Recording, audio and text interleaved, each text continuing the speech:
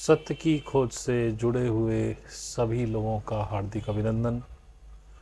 आशा करता हूँ आप सभी लोग बहुत आनंद में होंगे और जो लोग साधना कर रहे हैं, चाहे वो मेरे साथ कर रहे हैं चाहे अलग से कर रहे हैं, वो उस परमानंद में झूम रहे होंगे।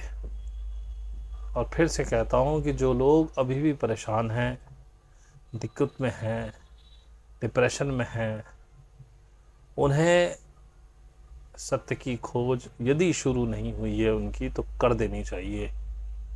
हो गई है तो बड़ी अच्छी बात है। और सत्य को खोजने के लिए कॉन्शियसनेस को बढ़ाना ज़रूरी है। वो केवल साधना के द्वारा ही किया जा सकता है। अतः साधना स्टार्ट कर दीजिए। हर कोई इसके लिए नहीं बना है, लेकिन प्रयत्न तो किया जा सकता है। अब आप बने हैं या नहीं बने हैं, ये आपको तभी पता चलेगा जब आप एक बार साधना करके देखेंगे। यदि आपने साधना नहीं की तो आपको कभी नहीं पता चल सकता कि आप साधना कर सकते हैं कि नहीं कर सकते। आगे बढ़ने से पहले मैं आपको बता दूं, यदि आप काफ़ी पहले से मुझे सुनते आ रहे हैं, आपको लगता है कि मुझे सुनने से आपको कुछ ज्ञान, कुछ भी, या आपकी लाइफ में कोई चेंज आता है या आपको कुछ अच्छी चीज़ें मिलती हैं, तो यदि आपने सब्सक्राइब नहीं किया है तो कर लीजिए, ताकि आपको हर वीडियो का नोटिफिकेशन आए, और घंटी वाला बटन दबा दीजिए। यदि आप ऑलरेडी सब्सक्राइब्ड हैं, आपको लगता है कि मेरे से आपको कुछ नहीं मिल रहा है, तो अनसब्सक्राइब करिए, चले जाइए, समय व्यर्थ मत कीजिए।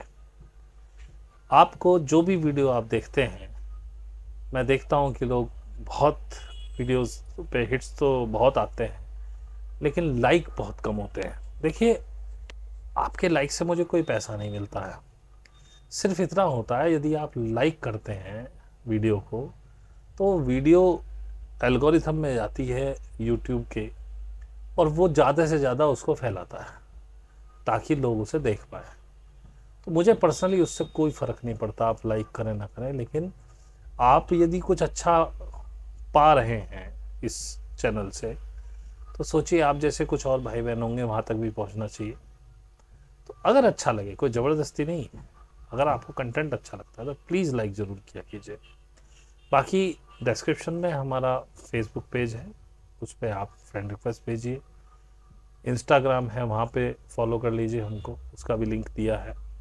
डिस्क्रिप्शन में मेरा व्हाट्सएप, टेलीग्राम और ईमेल तीनों हैं। यदि आप मेरे से साधना सीखना चाहते हैं तो आप, बेहतर होगा टेलीग्राम पे करें, लेकिन अगर आप मनमौजी टाइप के आदमी हैं मजे लेने के लिए, क्योंकि अधिकतर मैंने देखा सीरियस लोग कम आते हैं व्हाट्सएप पे, तो क्योंकि व्हाट्सएप पे आप मैसेज करेंगे, मैं आपसे एक दो बात कहूँगा, पहले आपको फोर्स करूँगा वापस जाने के लिए कि कोई ज़रूरत नहीं है, सोच लीजिए, समझ लीजिए। पहली बात तो आप सोच समझ के आए, मजाक तो है नहीं ये। आपने मन बना लिया इसका मतलब आप कर लेंगे, ये भी ज़रूरी नहीं है, क्योंकि आपकी कॉन्शियसनेस उसके लिए तैयार है नहीं है, इस बात का फ़र्क होता है। दूसरे कुछ जो एनपीसीज हैं वो आते हैं, सोचते हैं कि हम कर लेंगे, लेकिन नहीं कर पाते हैं, फिर चले जाना पड़ता है, क्योंकि कोई चारा नहीं उनके पास। तो खूब सोच समझ लीजिए, ये बहुत कठिन है, कोई इतना आसान नहीं है। करने में आसान है, लेकिन लोग निभा नहीं पाते हैं, और बिना गुरु के ये बड़ा ही मुश्किल है, या बिना मार्गदर्शक के हो ही नहीं सकता, असंभव है। खैर, तो जो मेरे पास आ रहे हैं व्हाट्सएप पे, उनको भी मैं टेलीग्राम पे भेजूंगा, तो बेस्ट है आप टेलीग्राम पे आइए, लेकिन आप व्हाट्सएप भी कर सकते हैं, कोई प्रॉब्लम नहीं, या आप मुझे ईमेल कर सकते हैं। मैं देखता हूँ आप वीडियो देखते देखते आपके दिमाग में कुछ उठता है, आप उससे कमेंट में उसका एक क्वेश्चन बना देते हो। अब मैं कोशिश कर रहा हूँ कि मैं कमेंट पे कोई आंसर ना दूँ, क्योंकि जो क्वेश्चन आपका ईमेल तक नहीं पहुँचा, मेरे लिए वो क्वेश्चन नहीं है। क्वेश्चन मैं उसे ही मानूंगा जो ईमेल पे आएगा। कमेंट में आप कुछ भी लिखते रहे, मेरा मन होगा मैं कुछ लिख दूंगा, नहीं होगा नहीं लिखूंगा, क्योंकि सवाल वही जो आपको सोने ना दे, और उसके लिए आप प्रयत्न करें। ऐसे ही कुछ आपके दिमाग में कवाड़ा सवाड़ा आ गया, देखते ही आपने कुछ लिख दिया, आई एम नॉट एंटाइटल्ड, और मतलब कि मैं उसके जवाब दूं, ऐसे जरूरी नहीं है। कुछ अच्छा कमेंट लिख देंगे, मैंने पढ़ लिया तो ज़रूर कोशिश करूँगा। अभी तो सोच समझ करके साधना के लिए आगे बढ़ें। अभी भी जैसे पीछे मेरे पास 3-4 लोग आए थे पिछले महीने, तो उनमें से 2 रेगुलर हैं और 2 बिल्कुल इरेगुलर हैं। अब जब वो कभी कभार देते हैं तो मैं डांटता हूँ, क्योंकि मैं तो कह देता हूँ मैं बहुत सख्त आदमी हूँ इस मामले में, मैं पहले ही बोल देता हूँ आप कर पाएंगे तभी आए। अब जैसे ही मैंने कुछ कहा तो एक साधक थी, उनको बुरा लग गया, ईगो हर्ट हो गई, भाग गई छोड़ के। देखिए पहली बात तो जब आप, सॉरी थोड़ा सा समय ले रहा हूँ क्योंकि ये भी ज़रूरी है, यदि आप सीखने आ रहे हैं किसी से, वो गुरु है, मार्गदर्शक है, that is a secondary thing, वो कुछ भी नहीं है आपके लिए, फिर भी टीचर ही है, गुरु ही है। पहली बात तो अपनी ईगो को घर छोड़ के आइए उसके पास, उसके सामने आपको झुकना ही पड़ेगा और किसी के सामने झुके बिना आप उससे कुछ नहीं ले सकते। एक आजकल एक वो आती है रील, वो भी आपने देखी होगी, वो ऑटो वाले से कितने वहाँ चलेगा बे, कितने रुपए लेगा, पता 800 रुपये, या कोई कहता 600 रुपये, अरे वहाँ तक के तो 100 रुपये लगते हैं, भैया मेरे 800, तो चलना है चल, नहीं तो नहीं। फिर दूसरा कोई आता है, वो कहता भाई साहब वहाँ चलेंगे, कहाँ चलेंगे जी, कितने रुपए लेंगे, बोले 100 रुपये लेंगे। बोले हमसे तो तुमने 800 मांग रहा है, इनसे 100 का। बोले तूने कैसे बोला था वो ध्यान कर। तो आज एक ऑटो वाला, और होना भी चाहिए, इसमें क्या बुराई है, वो कोई तुम्हारा नौकर थोड़ी है, कोई मजदूर भी है, उससे विनम्रता से बात करनी चाहिए, बदतमीजी से बात करने का कोई सेंस ही नहीं है। और आप आ जाते हैं और झुकने का आप में साहस नहीं है, ईगो आप में इतनी ठुक ठुक के भरी हुई है। ईगो तोड़ने का ही तो मेरा काम है, जब तक आप ईगो नहीं तोड़ूंगा मैं आपकी, तब तक आप आगे कैसे बढ़ेंगे। मैं डांटूंगा नहीं, और वो डांट आप पे सहन नहीं हो रही और आप छोड़ छोड़ के भाग रहे हैं, तो आप जिंदगी में कभी नहीं सीख सकते। तो जब किसी गुरु के पास, किसी के पास भी, गुरु से मतलब आध्यात्मिक गुरु ही नहीं है, हमने जब हम सीख रहे थे अपना, जिसमें हम जॉब करते हैं नेटवर्किंग में, तो जो हमारे बहुत सीनियर मोस्ट थे वो हमको काम देते थे, हमने उनके काम को कभी मना नहीं किया। कई बार ऐसा हुआ कि हम नाइट शिफ्ट से घर पहुंचे, 3-4 घंटे हुए, उनका फ़ोन आ गया, भाई ये काम करना है, हम केसर आ रहे हैं। और जब उनको पता चलता था तो वो कहते थे यार तुम्हें बोलना चाहिए था, तुम नाइट शिफ्ट में। हमें नहीं सर कोई बात नहीं, हमें करना था, नहीं करेंगे तो सीखेंगे कैसे। उनकी 2 बात भी सुन लेते और कभी हमने उनकी बात टाली ही नहीं, और इसीलिए उन्होंने भी हमारे ऊपर अपने प्रेम का पूरे घड़े उड़ेल दिए। जितना वो जानते थे वो सब हमको दिया, प्लस आगे बढ़ने के मार्ग खोल दिए। ऐसी ऐसी डिवाइस पे जो एक्सेस किसी को नहीं थे उन्हीं को थे, अपने यूज़र नेम पासवर्ड हमको दे दिए कि भाई तुम काम करो, करो जो करना तुमको। तो गुरु का हृदय जीता जाता है, तब वो आपके ऊपर अपनी ज्ञान की बारिश करता है।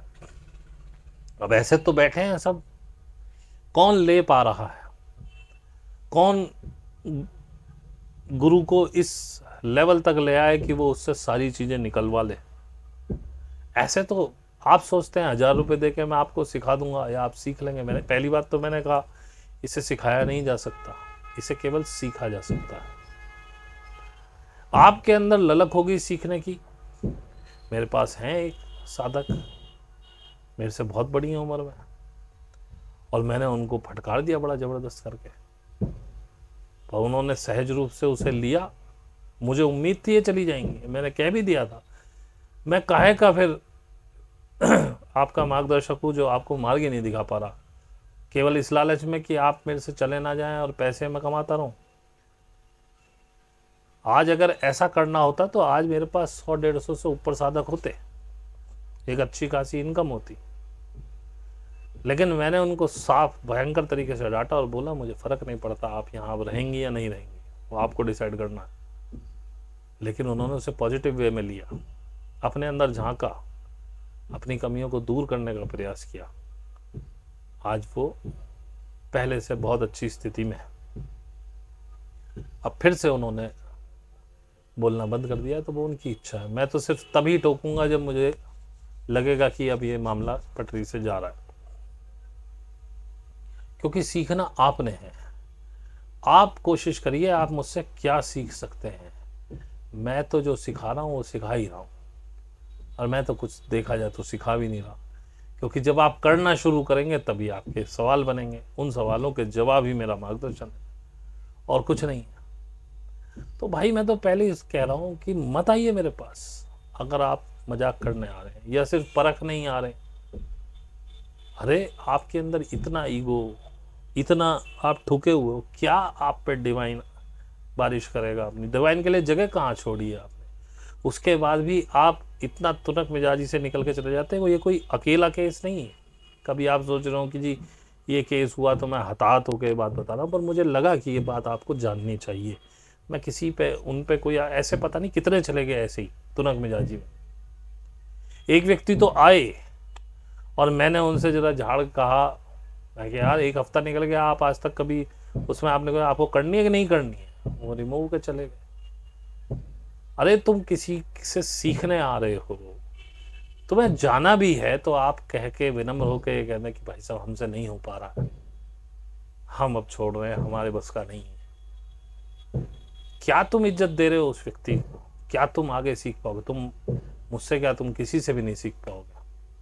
तुम्हारे लिए वही अच्छे हैं जो 10-10 20-20 हज़ार लेके तुमसे एक आध हफ्ते में तुम्हारा कुछ ना कुछ वहीं पर तुम्हें बड़ा अच्छा लगने लगता है, हाँ जी हम बड़े अच्छे हैं, हमें बड़ा ज्ञान मिल गया और बड़ा पॉजिटिव मिला हमको। वही लोग तुम्हारे लिए अच्छे हैं। मैंने तो पहले ही कहा मैं रोल्स रॉयस बेचता हूँ, हर किसी की तो कैपेसिटी नहीं है इसे देखने की भी। सत्य हमेशा कड़वा होता है, सत्य शार्प होता है, चोट देता है, मीठा नहीं होता है। तो उसके लिए तो भाई साहब लोहे का जिगर चाहिए सत्य को सुनने के लिए, और सत्य के बिना आप आगे नहीं जा पाओगे। सत्य तो तुम्हें सुनना भी आना चाहिए, उस पर अमल भी करना पड़ेगा। चैनल का नाम ही कुछ परमात्मा ने ऐसा रखवा दिया उस यूनिवर्स ने, सत्य की खोज ईश्वर की ओर, जो सार्थक हो रहा है। सत्य जितना जानते जा रहा हूं मैं उतना ईश्वर की तरफ जाता जा रहा हूं, साथ साथ आपको बताता जा रहा हूं। आपके कितना समझ में आ रहा है वो आपकी कॉन्शियसनेस के लेवल से ही आप समझ सकते हो। जिस पॉइंट ऑफ व्यू से मैं वो बात कह रहा हूं वो तो आप 100% कभी भी नहीं समझ पाएंगे। आप उतना ही समझते हो उसमें से जितना आपको समझ में आता है, जितनी आपकी कॉन्शियसनेस की पावर है। आप उसी के मैक्स तक भी इसलिए नहीं जाते हो क्योंकि ध्यान से नहीं सुनते हो। तो जो मैंने कहा उसका जो अर्थ मुझे पता है, जिस अर्थ से मैंने कहा उस अर्थ से तो कभी आप सुन ही नहीं पाए और सुन पाएंगे भी नहीं, जब तक आप इस लेवल की कॉन्शियसनेस पे नहीं आएंगे जिस लेवल पे अभी मैं हूं। जिस समय मैंने वो बात कही, जिस कॉन्शियसनेस लेवल में मैंने कही, मैं सभी साधकों से कहता हूं जब नए आते हैं भाई पुरानी वीडियोस देखना शुरू करो। बहुत कम साधक ऐसे मिले हैं जो पुरानी वीडियोस देख रहे हैं। एक साधक है नए आए हैं, वो पुरानी वीडियोस देखना शुरू कर चुके हैं। अरे मैं सारी देखूंगा। इसे कहते हैं उत्कंठा, इसे कहते हैं जानने की ललक। मैं कहता हूं मेरी वीडियोस को इतनी बार देखो जब उस वीडियो में से कुछ निकलना बंद हो जाए। ये साधकों के लिए है, जनरल आदमी देखे ना देखे कोई फर्क नहीं पड़ता। जब भी मैं किसी अजीब टॉपिक पे वीडियो बनाता हूं, जैसे अभी मैंने पिछले वीक वो agenda 2030 will not be implemented, वो जा रहा है बढ़िया, उसकी व्यूअरशिप देखिए आप, उसको लोगों ने पूरा सुना है, उसके जो आवर्स है सुनने के वो बहुत ज़्यादा है। इसका मतलब लोगों ने पूरा पूरा सुना है उसको। लेकिन जब मैं आध्यात्मिक बात करता हूँ तो यू आर नॉट इंटरेस्टेड। गलती आपकी है भी नहीं, मुझे पता है इस 6000 लोगों में से मुश्किल से 100 लोग हैं जो सुनते हैं। तो यही 100 लोग मेरा टारगेट है, उन्हीं के लिए मैं बना भी रहा हूं। बाकी तो ये ऊपर नीचे की बात है, जब मैं करूंगा लोग बड़ा तालियां बजाएंगे, सब कहेंगे।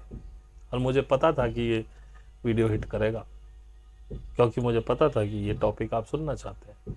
भविष्य में आप लोगों की बहुत ज़्यादा आसक्ति है, भूतकाल में आपकी बहुत ज़्यादा, आपको भूतकाल की बातें करो आपको बड़ा अच्छा लगता है, आपको भविष्य की बातें, अब मैं कुछ भी बता दूं भविष्य अनसर्टेन है। मैं हमेशा कहता हूं भविष्य बताया नहीं जा सकता, क्योंकि भविष्य का निर्माण आप करते हैं। और ये जान लेना जितने लोग इस पृथ्वी पर रहते हैं उतने संसार हैं, उतनी पैरेलल यूनिवर्स हैं। क्योंकि आपका कॉन्शियस, किसी व्यक्ति ने, मैंने शायद पीछे वीडियो में बताया भी, किसी व्यक्ति ने पूछा था कॉन्शियसनेस लेवल क्यों बढ़ानी चाहिए। क्योंकि ये जो वर्ड आप देख रहे हैं, जितना भी संसार आपके सामने दिखाई दे रहा है, ये आपकी कॉन्शियसनेस का ही प्रोजेक्शन है। जैसे जैसे आपकी कॉन्शियसनेस बढ़ती है, आप एक नए संसार में चले जाते हैं। चीजें वही रहती हैं लेकिन संसार बदल जाता है। तो जितने लोग हैं उतने वर्ड यहाँ पैरेलल चल रहे हैं। मैं जो बात कह रहा हूं ये हर व्यक्ति को अलग तरीके से समझ में आ रही है। देखिए, कहने का ना तो मैं हताहत हूं, लेकिन आप लोगों को समझा रहा हूं, मत आइए मेरे पास। आप में सीखने का मादा नहीं है। 10 बार 100 बार अपने ऊपर कुठारा गात करके पूछिए, क्या मैं करना चाहता हूं, क्या मैं सीखना क्यों चाहता हूं, मुझे ध्यान में क्यों आना है, मुझे साधना में क्यों आना है। अगर अंदर से ये जवाब आए केवल अब साधना ही करनी है, अब दुनिया में कुछ और देखने के लिए, रहने के लिए, सुनने के लिए बचा ही नहीं है, तब इस मार्ग पे उतरो। क्योंकि ये खोने का मार्ग है, पाने का मार्ग नहीं है। इसमें आप स्वयं भी डिसॉल्व हो जाएंगे, आप खुद भी नहीं बचेंगे। मैं कई बार कह चुका हूं, जो बचेगा वो परमात्मा बचेगा। मैं भी अभी उस पोजीशन में पहुंचा नहीं हूं। मैं पहले पंडितों की तरह ये बात कहता रहा हूं, लेकिन आज 4 साल के ऊपर साधना होने के बाद मुझे समझ में आ रहा है कि परमात्मा होना किसे कहते हैं, क्या होती है वो चीज। अंदर से जब आप परमात्मा बनने लगते, कैसा वो एहसास, हल्का हल्का टेस्ट। 4 साल बाद मेरा हल्का टेस्ट, मैं आज ये कहता हूं कि अभी तो मेरी गाड़ी पटरी पे चढ़ी है। 4 साल की ऐसी साधना जिसमें कोई साधना मिस नहीं है, 2 टाइम पर्टिकुलर साधना है, 4 साल एक भी साधना मिस नहीं है। उसके बाद मैं आज इस नतीजे पर पहुंचा हूं 4 साल बाद कि भाई अब मेरे कुछ समझ में आना शुरू हुआ है। मेरी पटरी पे चढ़ी है मेरी गाड़ी, अभी हिली भी नहीं है। आप क्या सोचते हैं कि आप 1 महीने में, 2 महीने में, 6 महीने में क्या ले जाएंगे मुझसे, या क्या? मैं तो कुछ देने वाला हूं ही नहीं, करना आपको ही है, लेकिन आप क्या कर लेंगे? आप किसी सपने में जी रहे हैं। सपने मत देखो। इसमें तो तभी आ सकता है आदमी, या तो उसने पिछले जन्मों में ये टेस्ट ले रखा हो और उसकी कॉन्शियसनेस उसे पकड़ते ही फिर छोड़ती नहीं। मेरे पास ऐसे भी लोग हैं जो पैसे नहीं दे सकते हैं, या उनको टाइट है पैसा देना, फिर भी वो हैं, रेगुलर हैं, क्योंकि उनको जो मिल रहा है उनको पता है कि ये पैसा तो उसके आगे धूल बराबर भी नहीं। और मैं यकीन से कह सकता हूं, जो व्यक्ति साधना कर रहा है, तरीके से साधना कर रहा है, 2 से 3 साल के अंदर वो इस नतीजे पर आएगा। क्योंकि ये जो 1000 रुपए है, ये मेरा पारितोषिक है जो मैंने तय किया। पारितोषिक यानी मेरी फीस। ये मूल्य नहीं है आपको साधना सिखाने का।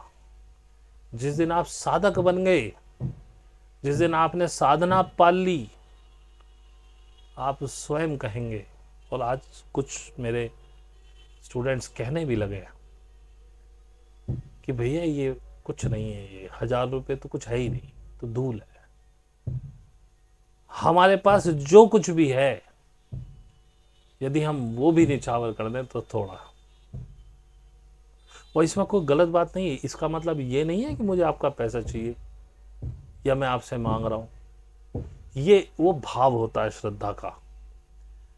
अपने मार्गदर्शक के प्रति आपका भाव ही नहीं आया। आप 1000 रुपये देख के सोच रहे हो कि जैसे ट्यूशन पढ़ाते ना मास्टर जी, तो मास्टर जी आज हमारा मन नहीं है पढ़ने का, आज हम नहीं पढ़ेंगे। मास्टर जी को ट्यूशन पढ़ाना, उसे क्या, उसको तो पैसे मिल रहे हर महीने। वो कहेगा कोई बात नहीं, चलो आज कुछ हंसी मजाक कर लेते हैं। वो नहीं है मेरे पास। आने से पहले आप अपने घर में मस्त है, क्यों आ रहे हैं यहाँ मरने के लिए? मैं तो टाइट करूंगा, खींचूंगा। 6 महीने, साल भर तो मैं केवल साधक को देखता रहता हूँ, ये किस लेवल का है, जाएगा कि नहीं जाएगा। बहुत से लोग कह रहे हैं, मेरे ग्रुप में कह रहे हैं, हम देखना चाहते हैं, हम एनपीसी तो नहीं है। अरे वेट करो, एनपीसी अपने आप पता लग जाएगा तुम्हें। मेरी वाइफ है, 3 साल से साधना कर रही है मेरे साथ। Clearly she is NPC. 3 साल में उसमें कोई परिवर्तन नहीं है साधना में। तो मैं क्या मानूं? वो साधक है। वो एनपीसी है। अभी तक तो मुझे ये लगता है। जैसे मैंने पीछे एक व्यक्ति का जिक्र किया था, 1.5 साल वो मेरे साथ रहा, अपनी पत्नी को भी ले आया सिखाने के लिए, और बड़ी अच्छी उसको समझ में आ रही, दिमाग से सुन रहा मेरे को, बहुत अच्छी बात कह रहे हैं भैया आप, बहुत। एक छोटी सी ना कुछ बात पे तुनक के भाग गया, मुझे कोई फर्क नहीं पड़ा। ऐसे लोग होते हैं एनपीसी। चला गया। वो बातें मेरी अच्छी लग रही हैं उसको, लेकिन दिमाग से यहां तक तो उतरी नहीं ना बात। यहां तक उतरी होती, वैसे कहता रहता था आप गुरु है फलाना ढिमकाना। पहली तो गुरु की बातों में गलती निकाल रहा है। चलो हम गलत हो सकते हैं, मैं तो कहता हूं, मैं उनमें से तो हूं नहीं। अभी मैंने एक रील देख रहा था, तो उसमें कोई वो कुंवारी देवी करके वो करी, भक्ति में शंका नहीं कर सकते, शंका मत करना, मतलब जो मैं कह रही हूं वो मान लो, अब इसमें कोई शंका मत करो। तो मुझे क्या फर्क पड़ा उससे। लेकिन आप जो बातें कर रहे थे, आप गुरु हैं जी, आपके जैसा गुरु नहीं देखा, फलाना ढिमकाना, मुझे ये बातें मुझे नहीं, मेरे अंदर नहीं घुसती, मैं कान से अंदर ही लेना नहीं देता इनको, नहीं तो ईगो बढ़ जाएगी। तो मैं यहाँ से यहीं आग इस पर्दे तक से ही बाहर निकाल देता हूँ, अंदर घुसने ही नहीं देता। लेकिन तुमने अपने अंदर झांका, जिस व्यक्ति को तुम गुरु मान रहे हो उसके लिए कसीदे पढ़ रहे हो, और बेशक मैं कहता हूं गुरु ने लाख गलती की, एक बार उससे पूछो तो सही, ये आपने क्या किया हमारे साथ, आर्गुमेंट तो करो। आप तुनक के निकल के 1.5 साल की साधना में इतना गुस्सा, क्या कमाया आपने? केवल आप शरीर बैठे थे बस, आपने कुछ नहीं किया, क्योंकि बातें यहां तक गई, यहां तक तो आई नहीं। अब जिनकी मैंने आपको बात बताई, मेरे से एज, वो तो मेरे से एज में कम था, वो तो एज में मेरे से ज़्यादा 10-12 साल, और मैंने उनको फटकार दिया। कहीं कोई पुराना संस्कार रहा होगा, किसी गुरु के सानिध्य में कभी रही होंगी, पता होगा कि गुरु क्या होता है। पहली बात तो जब गुरु कोई भी काम कर रहा है, चाहे वो अपने उससे, मैं देखो अमर्यादित चीज़ों की बात नहीं कर रहा हूँ और अनधिकृत चीज़ों की बात नहीं कर रहा हूँ जिस पे आपका अधिकार नहीं। लेकिन अगर गुरु आपको डांट रहा है, फटकार रहा है, कोई सजा दे रहा है, आपको स्वीकार कर लेनी चाहिए। और स्वीकार करने के बाद जब आप वो सब कर लें, पहली बात तो खुद ही अवलोकन करें कि ये क्या हुआ, क्यों हुआ। गुरु की डांट फटकार में, सजा में भी कुछ ना कुछ करुणा छिपी होती है, जो वो आपको बढ़िया और आगे ले जाने के लिए करता है। आज टॉपिक चेंज नहीं करते हैं, अब इसी पे बात करेंगे, यही टॉपिक हो गया है। आप लोगों को सीखना ही नहीं आता है। आप लोग जो ये भोंडे गुरु हैं, जो ये अगुरु घूम रहे हैं जगह जगह, पंडाल लगाए, दुनिया भर की बातें करें, उनके चरणों में आप सिर रखने को तैयार है, क्योंकि आपने यही सीखा है। और ये मैं भली बात ही जानता हूं कि मैं सच्चाई के मार्ग पर हूं, और सच्चाई का मार्ग हर किसी को पसंद नहीं आता। मैंने कहा ना, सच्चाई थोड़ी कड़वी होती है, कसैली होती है, तीखी होती है, काटती है, चोट देती है। चोट कोई नहीं खाना चाहता। एक करेला रख दीजिए और किसी के आगे बर्फी रख दीजिए या गुड़ रख दीजिए, तो गुड़ खाएगा, करेला नहीं खाएगा। जबकि करेला खाने से उसको ज्यादा लाभ है। सच्चाई उस करेले की तरह है, जो आपको अंदर से डिटॉक्सिफाई कर रही है। लेकिन सच्चाई के मार्ग पे चलना बड़ा मुश्किल, बड़ा कठिन। और ये जो साधना है, कुंडलिनी का मार्ग सारा सच्चाई का है। आप झूठ बोल के आ जाते हैं मेरे पास 1000 रुपए दे के, महीने भर में आपकी करनी कथनी का असर सामने दिखाई देता है। आप ही के साथ जो और लोग आए, उनमें से, अब मुझे नहीं पता, अभी तो 1 ही महीना हुआ है, वो साधक रुकेगी नहीं रुकेगी, कितने दिन रुकेगी, कहाँ जाके टूटेगी, मुझे नहीं पता है। लेकिन आज की डेट में वो कर रही है। दूसरा एक साधक है, उससे तो मेरी आज तक बात ही नहीं हुई, मीट पे कभी आया नहीं, मैं उसे कुछ समझा नहीं पाया, लेकिन कर रहा है। क्या कर रहा है मुझे नहीं पता, जब डिस्कशन ही नहीं है। उसने भी कंटिन्यू करने का, वो क्या कर रहा है मुझे तो यही नहीं पता है। पहला महीना तो इतना आपको जिज्ञासु होना चाहिए, आप बार बार चीजों को पूछें, आप मीट तो मिस ही ना करें। पता नहीं क्या बताएंगे, कुछ बताएं तो पहले अब मैं क्या करूं जी, मैं कहां से शुरू करूं जी, मैं कैसे करूं जी। पहले 2 3 4 महीने तो आप मार्गदर्शक से इतना घनिष्ठ हो जाए, मुझे ये बता दो सर, अब मेरा ऐसा चल रहा है, अब मैं क्या करूं, मेरा वैसा चल रहा है, मैं क्या करूं, मेरा मन नहीं लग रहा, मैं क्या करूं, मेरी कम साधना हो रही है, मैं क्या करूं, मैं इसे कैसे बढ़ाऊं। तब वो तुमसे कुछ पूछेगा, घर में क्या चल रहा है, कैसे सिचुएशन, सब चीजें आपको इंपैक्ट करती है। इवन आपका पेट,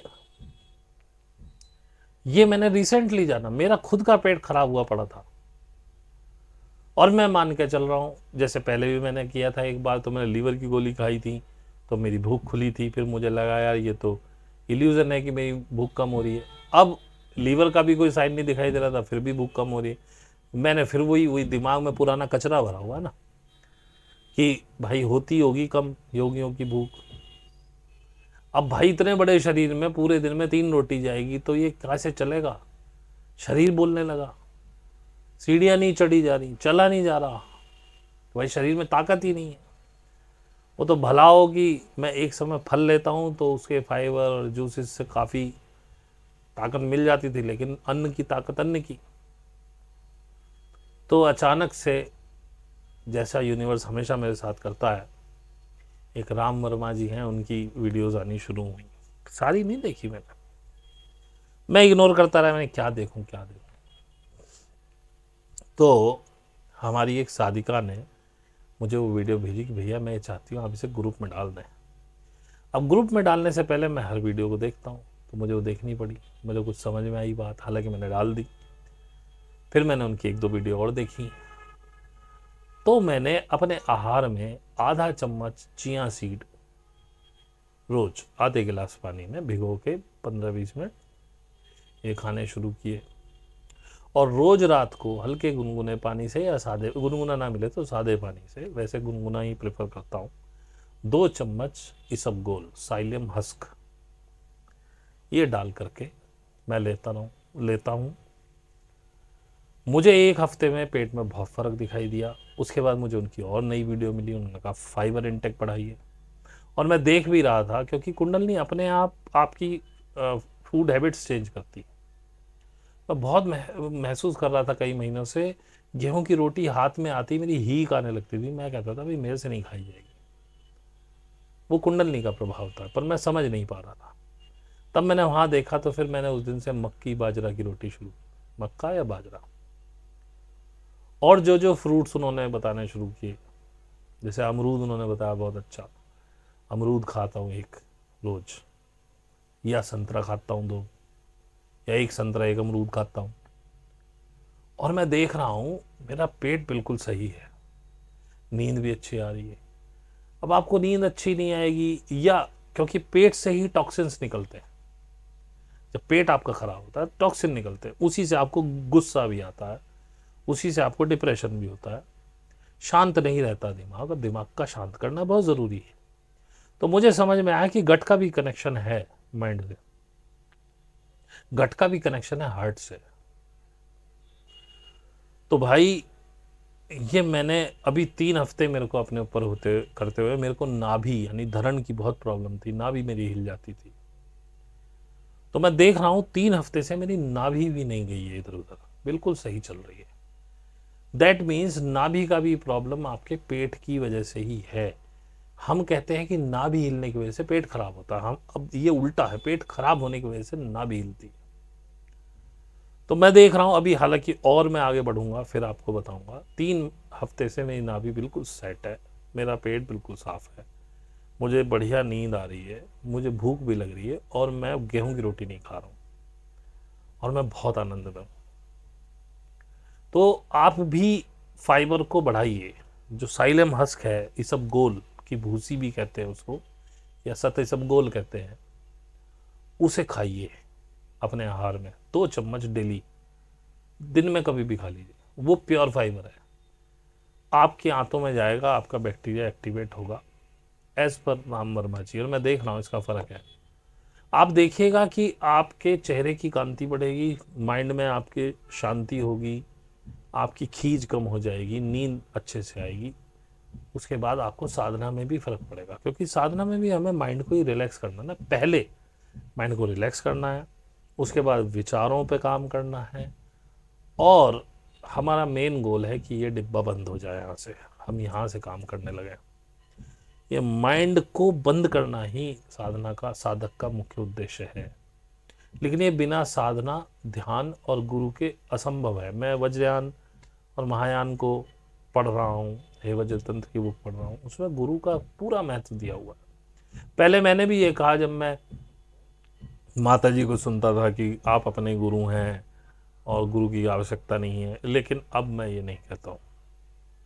आप में से कोई ये भी सोच सकता है कि भाई अब ये पैसा कमाने लगे हैं इसलिए गुरु बने। देखो, गुरु बनने की मुझे कोई चाहत नहीं है, ना मैंने कभी अपने किसी भी स्टूडेंट से कहा है कि मुझे गुरु कहो। हाँ, ये मैं जरूर कहता हूँ, जो मैं कह रहा हूँ उसे गुरु भाव से सुनो कि हमारा गुरु बोल रहा है।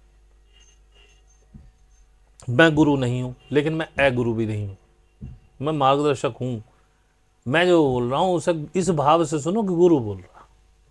तुम्हारा भाव गुरु का हो, श्रद्धा तुम्हारी गुरु के लेवल की हो, तब आगे जाओगे। और ये जी ईगो वीगो मुझे मत दिखाओ। मैं तो कहता हूँ ही मत, मैं तो आने से पहले तुमको 10 बार सोचता हूँ। मैं तो कहता हूँ भाई तुम उस समय ही मना कर दो, मैं से पैसे वापस ले जाओ, आओ ही मत, ज्वाइन ही मत करो। उस समय आप बड़ी उत्कंठा में होते, हम ज्वाइन करेंगे, लेकिन जाते समय भी यदि आप इसी तरह से छोड़ के जा रहे हैं तो आप मार्गदर्शक की बेइज्जती करके जा रहे हैं, और इस एटीट्यूड से जिंदगी में आप कभी सीख भी नहीं पाएंगे। जाना है आपको, आप विनम्र, जैसे विनम्र होके आए थे हाथ जोड़ के कि हमें सिखा दीजिए, ऐसे विनम्र होकर चले जाओ। कह दो भाई हमसे नहीं हो पा रहा है सर, हम गलत, हमें उम्मीद थी कि हम कर लेंगे, हमसे नहीं हो पा रहा है तो हम छोड़ रहे हैं। जा तो तुम वैसे ही रहे हो, अब मैंने कौन सा तुम्हें रोकना है। मैं तो हमेशा यही कहता हूँ भाई चले जाओ, भाग जाओ यहाँ से, यहाँ क्या मिलेगा तुम्हें। तो देखो, सबसे पहले तो अगर इस साधना में आना चाहते हो, पहले अपने अंदर गुरु भाव पैदा करो। और दूसरी बात, 1 या 2 वीडियो देख के इस निष्कर्ष पे मत पहुंचो कि मुझे सीखना है। जाओ पुरानी वीडियोस में, लगाओ मेहनत, 1-2 महीने लगाओ, पुरानी वीडियोस चेक करो, रोज की 3 वीडियोस देख डालो।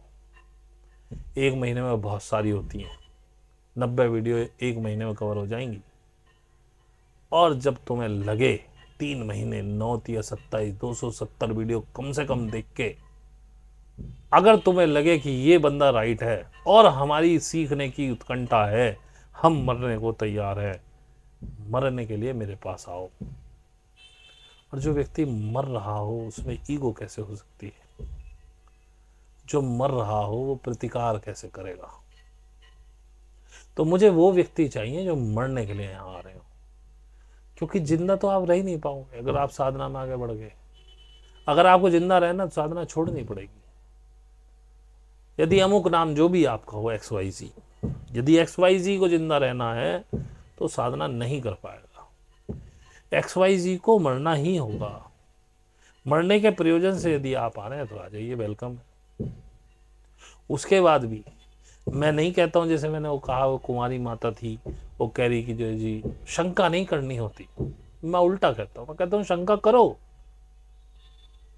सबसे बड़ी शंका तुम्हारी मेरी तरफ ही होनी चाहिए। मेरे पुराने जो स्टूडेंट्स हैं उनसे जा जा के पूछो, भाई तुम क्यों हो, कब से हो, ये आदमी ऐसा क्या सिखा रहा है, आपको कैसा लगा। और 2-4 महीने 6 महीने वॉच करो मुझे। पहले तो वीडियो पे 2 महीने 3 महीने लगा के आओ। जब आप शुरू में 1-2 वीडियो देख के आते हो तो आप कच्चे होते हो। अब मैं आपको मना तो नहीं कर सकता, जैसे मैंने कहा, यदि आप कह रहे हैं कि हम तो आ रहे हैं, हम तो जी सर्वस्व समर्पण करके आ रहे हैं, हमको तो करने, आ जाओ भाई। लेकिन जाते समय मर्यादा रखो। कल को क्या पता आपको फिर सीखने आना ही पड़े, कोई ऐसा समस्या पड़ जाए जब आपको अकल आ जाए, आपको अब तो सीखना ही। क्या पता आपको दोबारा आना पड़े और दोबारा आपको, शायद मैं रख लूँ, शायद, वैसे इसके चांस बहुत कम है। इसीलिए मैं कहता हूँ अभी मत आओ, खूब ठोक बजा के अपने आप को परख लो, तब आओ। क्योंकि मेरे यहाँ आने के बाद सख्ताई बहुत है। या तो मैं कह कह के आपको ऐसा कर दूंगा कि आप भाग ही जाओगे, जैसे अभी वो भाग गई। अभी एक और है, पता नहीं रुकेंगे नहीं रुकेंगे, अभी तो उनका जवाब ही नहीं आया, क्योंकि वो तो once in a blue moon देखती हैं ग्रुप का। ऐसे लोग भी मुझे पसंद नहीं। एनी हाउ, यदि वो आ भी गई, उन्होंने कंटिन्यू भी कर लिया, तो मैं फिर वही डांट फटकार शुरू करूंगा उन पर। जिस दिन मेरे हाथ चढ़ गई मीट में, उसी दिन उनका कलेश काट दूंगा। वो रुके तो रुके, जाएं तो जाएं। मेरे यहाँ सख्ताई बहुत ज़्यादा है इसको लेकर के। मैं मजाक करने के लिए आपसे 1000 रुपये नहीं ले रहा हूँ। मजाक करने के लिए ना तो जाओ किसी वंडर पार्क में जाके घूम के आओ, वाटर पार्क घूम के आओ, चांदनी चौक पे छोले भटूरे खाई आओ, या जहाँ भी आपके आसपास चटोरी गली पटी होती है वहाँ मजे लो। खाए को यहाँ आ रहे मरने के लिए, लेकिन यहाँ तो आपको ये समझ के आना है कि आपको 2 साधना हर हाल में करनी है, चाहे मरे चाहे जिए। अभी शादियों का सीजन चल रहा है, लोग शादियों में भागे जा रहे हैं। हम शादी में थे, फंक्शन में थे। इस तरह से पाओगे खुद को, इस तरह से पाओगे परमात्मा को। अभी भगवान का कॉन्सेप्ट लिया, ये व्रत व्रत सब करेंगे, क्योंकि ईगो आती है ना उसमें, आपकी ईगो पुष्ट होती है। किसी के सामने आप कहते हैं मेरा संतोषी माता का व्रत है, मेरा फलानी माता का व्रत है, फलानी देवता का व्रत है, हम देखो जी हम नहीं खाएंगे। आपकी ईगो पुष्ट हो रही है, सामने वाला अरे भाई साहब भरती, अरे कितने, अरे भैया के लिए बर्फी लाओ, दूध लाओ, ये लाओ वो लाओ। आपको आनंद आ रहा है, अपनी ईगो को एंजॉय कर रहे हैं। और यहाँ कौन सुनने वाला है आपकी? यहाँ तो फटकारी पड़ेगी। अच्छा, यहाँ तो सीधी बात बोले, सोए नहीं थे रात को, खाना नहीं खाया था, खाया था तो फिर साधना करने में क्या प्रॉब्लम थी? सोने से पहले बैठ जाते 20 मिनट, सोना ही तो था। और जब तुम्हें जाना ही था तो दिन में समय निकाल लेते 20-25 मिनट का, आधे घंटे का, साधना करके जाते। यहाँ ये हिसाब चलता। मैं वो तो हूं नहीं कि आपको बुला लूं कहीं पे 10-15 हज़ार रुपये ले लूं और भैया आपके साथ कुछ कर, क्योंकि ऐसे होता ही नहीं है। साधना अगर ऐसे मिलती तो भाई मुकेश अंबानी सबसे बड़ा साधक होता या अडानी। और मुकेश अंबानी के दोनों लड़के पक्के बाबा होते, सबसे हाई क्लास के साधक, निर्वाण प्राप्त कर चुके होते। तो फोकटियों का काम है भाई साहब, इसके लिए पैसा नहीं लगता, इसके लिए हृदय चाहिए, इसके लिए उत्कंठा चाहिए, इसके लिए डिटर्मिनेशन चाहिए, इसके लिए डेडिकेशन चाहिए। ये तपस्या है, लेकिन बहुत सहज, सिर्फ बैठना ही तो है। आप जो भी कर रहे हैं केवल अपना ईगो संतुष्ट करने के लिए कर रहे हैं। चाहे आप पूजा कर रहे हैं, पाठ कर रहे हैं, मंदिर जा रहे हैं, 4 जनों को बता के जा रहे हैं मंदिर जा रहे हैं, चाहे भाई बड़ा पूजा पाठी आदमी मंदिर जा रहा है। अब हम कहीं नहीं जाते, हमारे घर पे एक भगवान की तस्वीर नहीं, हमसे आग कोई देगा, बड़ा नास्तिक आदमी है यार। और हम खुश होते हैं, मैं हाँ मैंने, हम तो है नास्तिक, इसमें क्या बात होगी। लेकिन हम कुछ भी हो जाए हमारी साधना नहीं छूटती। इसीलिए जहां है वहां मेरे में आप में कोई फर्क नहीं है। आप करिए 4 साल इसी तरह से, आप भी यहीं आ जाएंगे। मुझे मार्गदर्शक के रूप में यूनिवर्स से कुछ मेरे गाइड्स हैं, जो भी हैं, मैंने उन्हें कभी देखा नहीं, सिर्फ महसूस होते हैं। उन्होंने मेरे को अलग अलग तरीके से चीज़ें आके, ये कोइंसिडेंस 1-2 बार हो सकता है ना, जिस चीज़ की मुझे ज़रूरत हो, इनिशियली वही वीडियो मेरे सामने आ जाए और मैं उसे देख रहा हूँ और मुझे समझ में आ रहा है। 1 बार हो सकता है, 2 बार होता है, 10 बार होता है, 4 साल से लगातार यही चल रहा है। जिस चीज़ की मुझे आवश्यकता है उसका वीडियो आ जाता है। तो कोई तो है। अब वो कौन है मुझे नहीं पता, जब मैं देख लूँगा, मिल लूँगा, जब आपको बता दूंगा। अगर आपके पास भी ऐसी गाइडेंस है तो ठीक है, नहीं तो आपको गुरु ढूंढना पड़ेगा। अब मैंने कभी दावा नहीं किया अपने गुरु होने का, लेकिन यदि आप मेरे पास आ रहे हैं सीखने में, गुरु भाव पहले पैदा करो। गुरु भाव पैदा करने के लिए आपको मेरे पुराने वीडियोस देखने पड़ेंगे। यदि आप 2, 4, 10 वीडियो देख के आ रहे हैं तो मत आइए। आने पे मैं आपको मना तो नहीं करूंगा जब आप बड़े क्योंकि उस समय तो आप ऐसा दर्शाते हैं कि आपसे बढ़िया कोई है ही नहीं और आप सब जानते हैं, आपने सब कर लिया। लेकिन फिर भी मुझे तो, मैं तो, आप ये भी कह दें कि मैं आपके सारे वीडियो देख चुका हूँ। एक थी शादी का ऐसी पीछे, बोली जी मैं अगले महीने कंटिन्यू नहीं करूँगी। भाई क्यों? नहीं क्यों तो मैंने पूछा ही नहीं। मैंने कहा ठीक है तो हमको ग्रुप से निकाल देते हैं, पर मैंने कहा दोबारा मत आना फिर। बोले क्यों?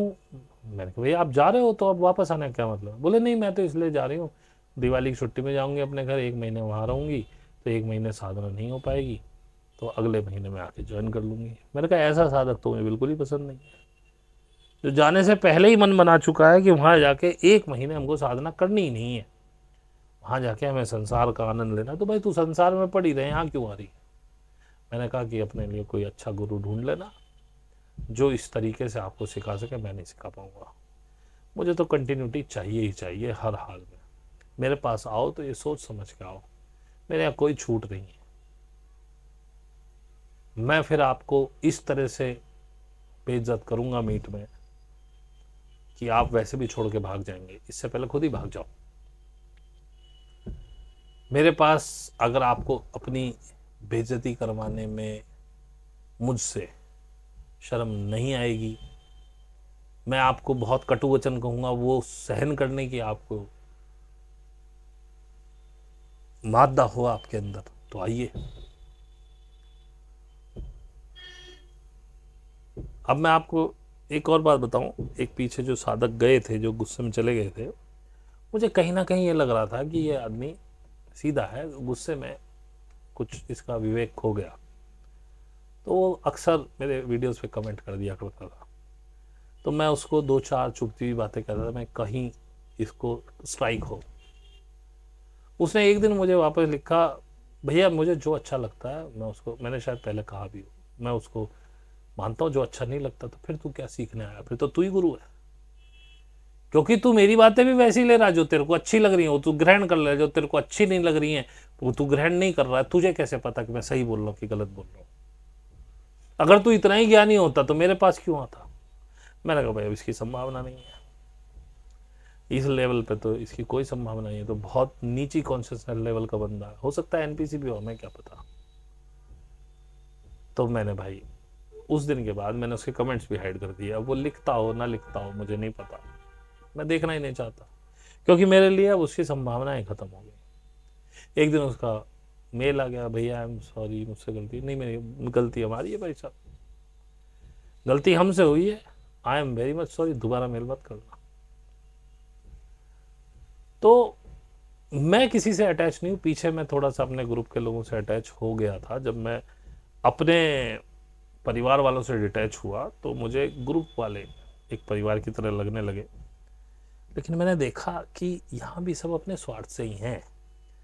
अभी स्वार्थ मुक्त बहुत कोई हो गया हो तो मुझे पता नहीं, अभी मुझे लगता नहीं कि कोई स्वार्थ मुक्त हुआ है। तो वो भी मेरा यूज कर रहे हैं अपने हिसाब से।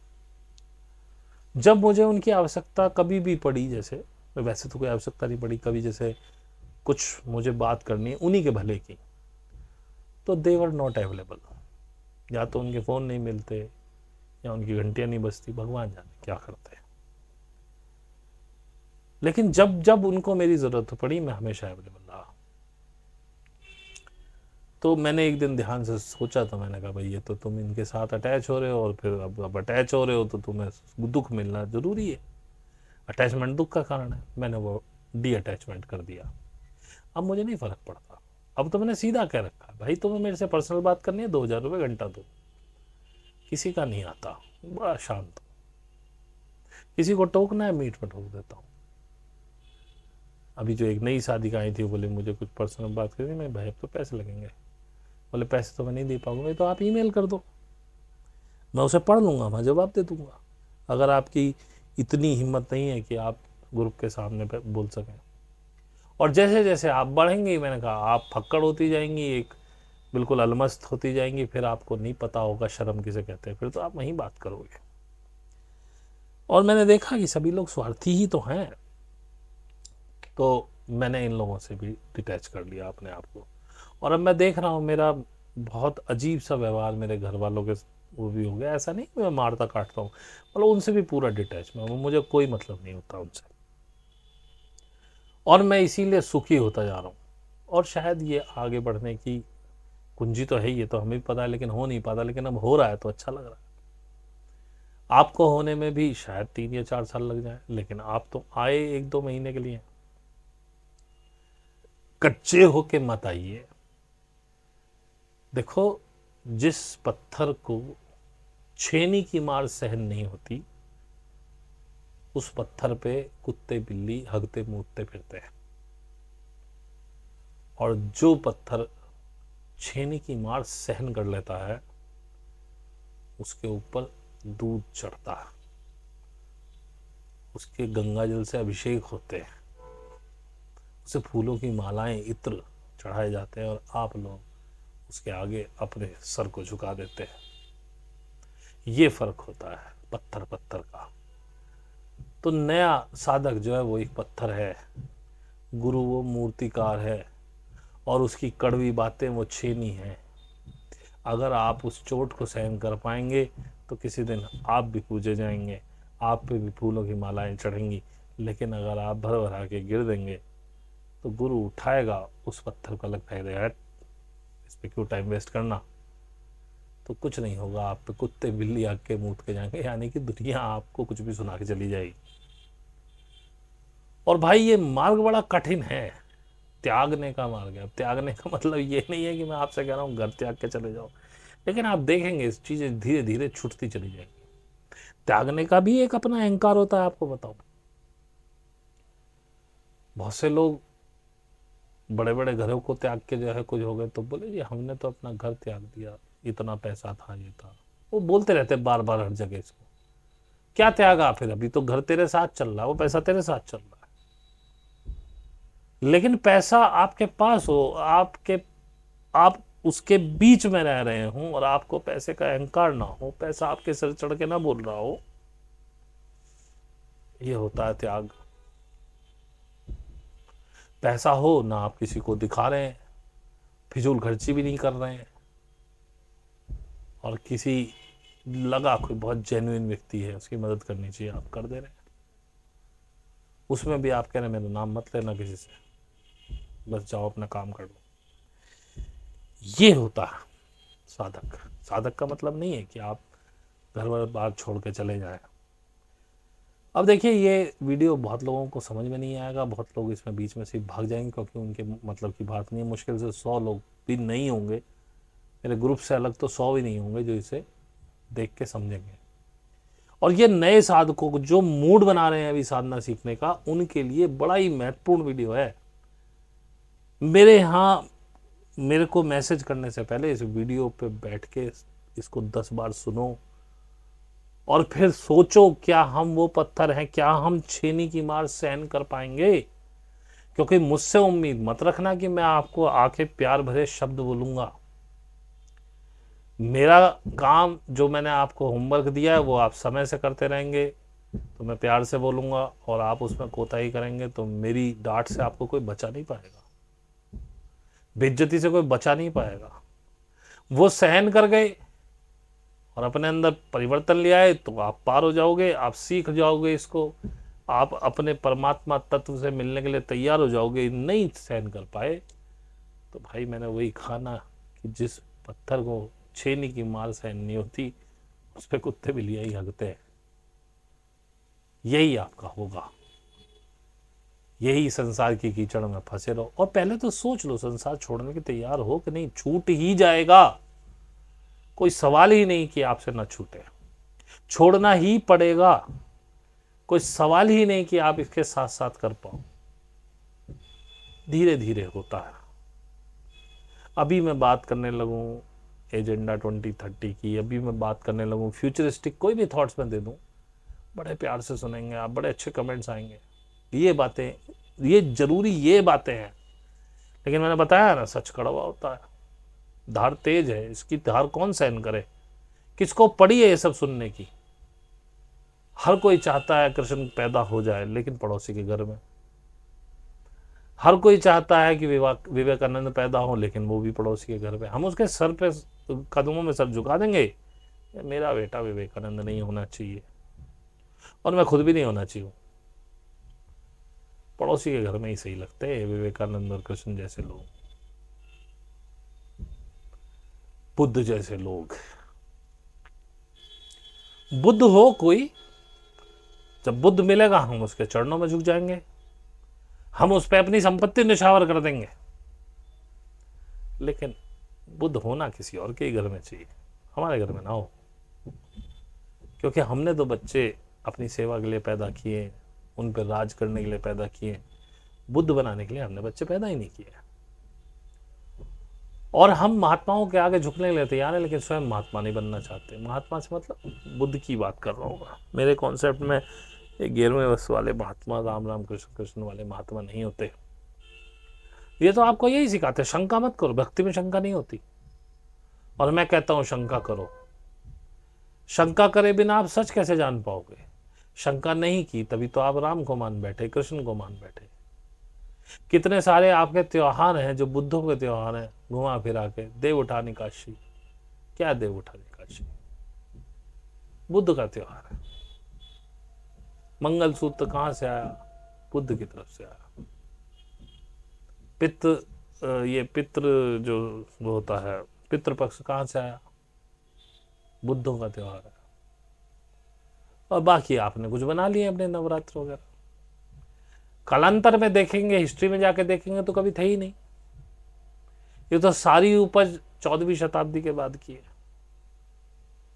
अरे जो इतने समय से था वो बुद्ध के समय भी तो होता, वो पहली शताब्दी, दूसरी, 7वीं, 8वीं में भी तो होता। 14वीं शताब्दी से पहले इनका नाम निशान नहीं है। 16वीं 17वीं शताब्दी तक भी आपको नवरात्रि नहीं मिलती है।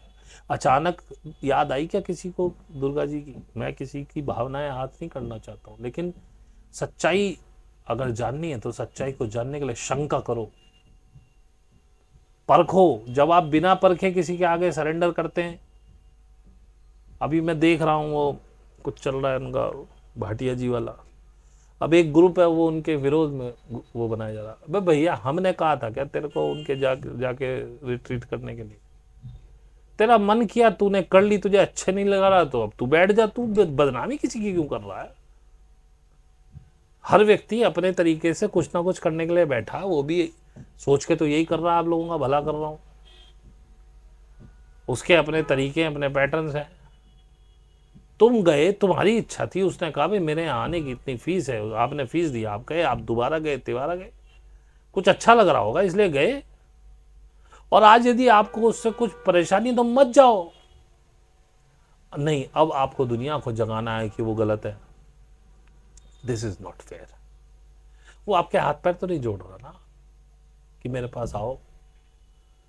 आपका मन था, आप चले गए, आपको अच्छा नहीं लगा, आप छोड़ दो। अब किसी को बिना मतलब आप, अब वो ठीक है, गलत है, जैसा भी है वो अपने लिए, तुम क्यों उसके पीछे पड़े हो? अब आप एक गैंग बना के उसके पीछे पड़ गए हो। ऐसे ही कल को कोई मेरे पीछे पड़ जाए, वो तो मेरे पास इतने लोग आते नहीं, एक एक दो दो आते हैं और एक एक दो दो ही भाग जाते हैं, तो उनका गैंग नहीं बनता। लेकिन कल को अगर कोई 10-20 लोगों का ग्रुप आए और 10-20 लोग चले जाए और एक बैठ के फिर मेरे खिलाफ लिख ले, मैं क्या कर सकता हूं उसके लिए? और ये हो जाए तो भी बुरा नहीं है, कम से कम जो मेरे साथ सीख रहे हैं उनका भी पता चल जाए कि उनकी कितनी श्रद्धा है, या कितने मन से वो मुझसे जुड़े हुए हैं, या क्या उन्होंने जाना मेरे बारे में। ये तो अच्छी बात है, ये तो होना चाहिए। यदि ऐसा हो जाए तो कम से कम जो करंट स्टूडेंट्स हैं उनका ये समझ में आ जाए कि भाई इन्होंने क्या पाया, इन्होंने क्या समझा आज तक। चले जाएं उनमें से 10-15 तो समझ में तो आया कि कबाड़ा गया। ये वही लोग थे जो अभी हुआ पो में कुछ समझ में नहीं आ रहा था, बिना मतलब चिपके हुए थे। तो ये अच्छा होता है, मैं समझता हूँ इसमें कोई बुरा ही नहीं है। अब मुझे नहीं पता कि भाटिया जी इसको किस तरह से ले रहे हैं, हालांकि मुझे उन लोगों की तरफ से बुरा लग रहा है कि भाई जब आप खुद ही गए और खुद ही हट गए, अब हट जाओ, बात खत्म हो गई।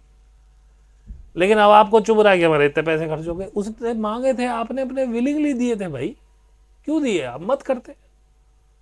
अब भाटिया जी इसको कैसे लेते मुझे नहीं पता, पर मैं तो समझता हूँ कि अगर मेरे साथ ये हो तो मुझे तो बड़ा एंजॉय करूंगा मैं। कम से कम मेरी भीड़ में से ये पता चल जाएगा कौन हल्के लोगों का कौन सॉलिड है। जो सॉलिड है वो ठीक है और मज़ा आएगा सिखाने में, और जो हल्के फुल्के थे वो भाग गए, बहुत अच्छा हुआ भाग गए। तो ये फेस तो हमेशा आते रहना चाहिए, थोड़े थोड़े दिनों में, बहुत फ्रिक्वेंटली भी नहीं, लेकिन साल में दो, मतलब 2 साल के अंदर अंदर एक बार ये फेस हो जाए तो अच्छी बात है। कम से कम अपने साधकों की पता चल जाएगी कौन ठीक, कौन हमें सही से समझ पा रहा है, किसकी श्रद्धा है, किसी की सच्ची है, किसी की पक्की है। तो देखिए बहुत मैं आपको बता चुका हूँ, लेकिन आखिर में निवेदन यही करूँगा, आप इस वीडियो में कुछ लाइक करने लायक तो है नहीं, किसी को अच्छा लगा हो तो भाई कर देना फिर भी, लेकिन फिर भी मैं आपको यही बता रहा हूँ कि भाई साहब मेरे पास आने से पहले खूब ठोक बजा लीजिए अपने आप को। आप यदि गालियाँ सुनने के लिए, लिटरली गालियाँ भी दे सकता हूँ, मेरा कुछ नहीं पता, गालियाँ सुनने के लिए तैयार हो, बेइज्जती कराने के लिए तैयार हो, वो मार सहने के लिए तैयार हो जो आपको मूर्ति बना सकती है, तभी आना। और मेरे बारे में खुल के शंका करो, पहले वीडियोस देखो, 200-250 वीडियोस देखने से पहले यदि तुम आते हो तो अभी बहुत कच्चे हो, तुम कभी भी भाग सकते हो। 250 देखने के बाद भी हो तो तुम कच्चे ही, जब तक तुम वो कुंडलनी का वो स्वरूप महसूस नहीं कर पाओगे, उसकी वाइब्रेशन, तब तक तो तुम कच्चे ही हो। जिस दिन आपको समझ में आ गया उस दिन तो फिर बल्ले ही बल्ले, फिर कहाँ जाने वाले हो तुम, फिर तो तुम सोच भी नहीं पाओगे कि हमें जाना है। पक्का तो वही है। इसी के साथ भाई ये वीडियो मैं समाप्त करता हूँ, आज के लिए इतना ही। जो लोग यहाँ तक रुके हैं उनका तहे दिल से धन्यवाद भाई, धन्यवाद देता हूँ तभी आप रुकोगे। अब इतना भी रूड नहीं होना चाहिए, क्योंकि ईगोस तो सभी में है, तो आपकी ईगो सर्व करने के लिए मेरा क्या जाता है धन्यवाद देने। धन्यवाद अच्छी बात है, आपका बहुत बहुत धन्यवाद, थैंक यू वेरी मच।